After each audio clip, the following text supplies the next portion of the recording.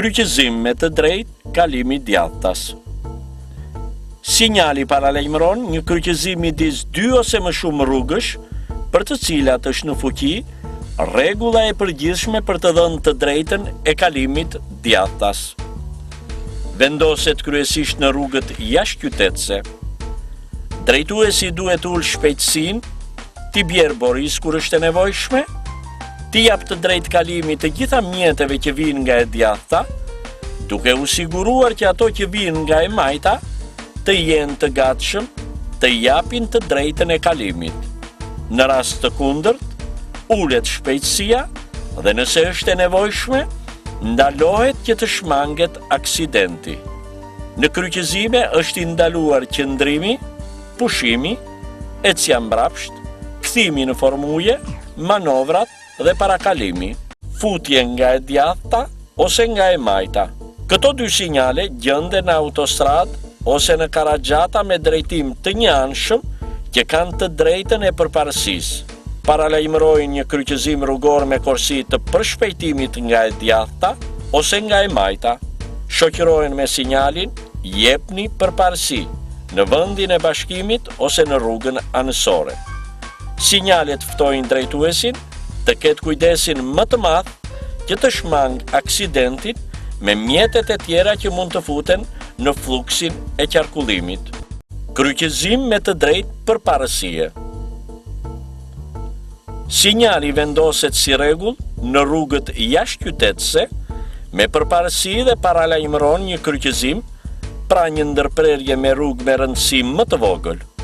Ky sinjal mund të paraprihet nga sinjali rrugë me përparësi. Mund të plotësohet me panelin plotësues skematik, vazhdim i rrugës kryesore. Sinjali parashikon dy variante ku rruga me rëndësi më të vogël futet vetëm nga e djathta ose vetëm nga e majta. Kryqëzim në formë T-je.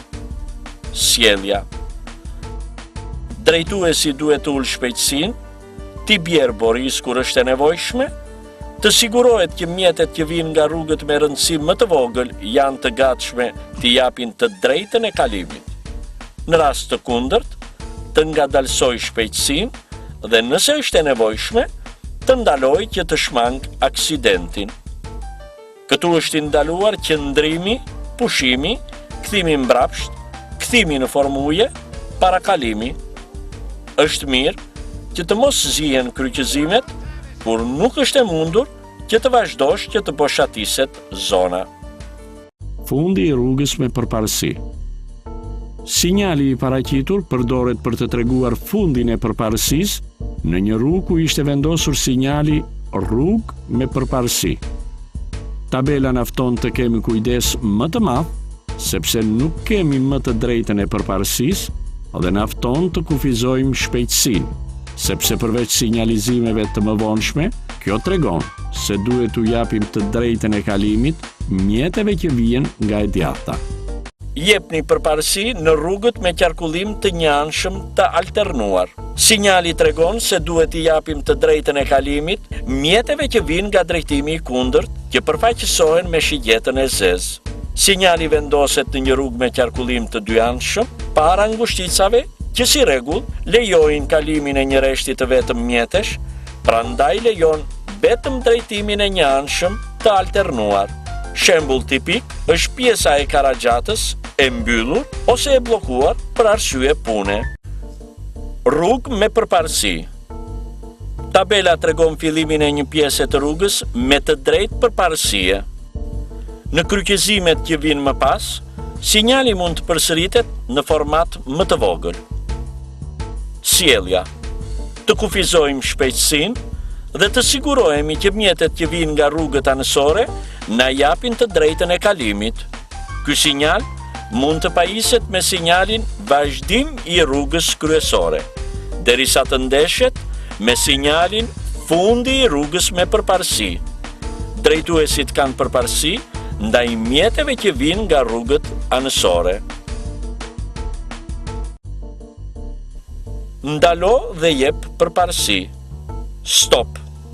Sinjali vendoset në afërsi ose në kryqëzime dhe vende që nuk kanë të drejtën e përparësisë dhe kur mungon fushpamja ose në raste rrezikesh të veçanta, si për shembull, kryqëzimi i 2 rrugëve, që të dyja me të drejtë përparësie.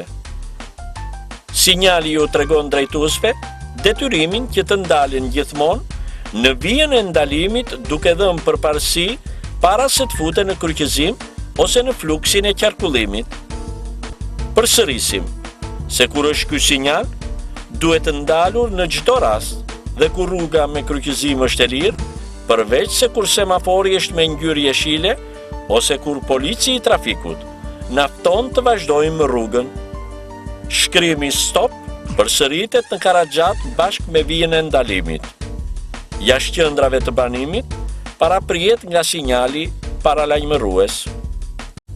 Paralajmërim për dhënie përparësie. Sinjalet e paralajmërimit vendosen në pjesën pranë hyrjes së rrugës me përparësi dhe kryesisht jashtë qendrave të banuara. Distanca midis sinjalit të paralajmërimit dhe vijës së ndalimit tregohet në panelin e vendosur mbi vetë sinjalin.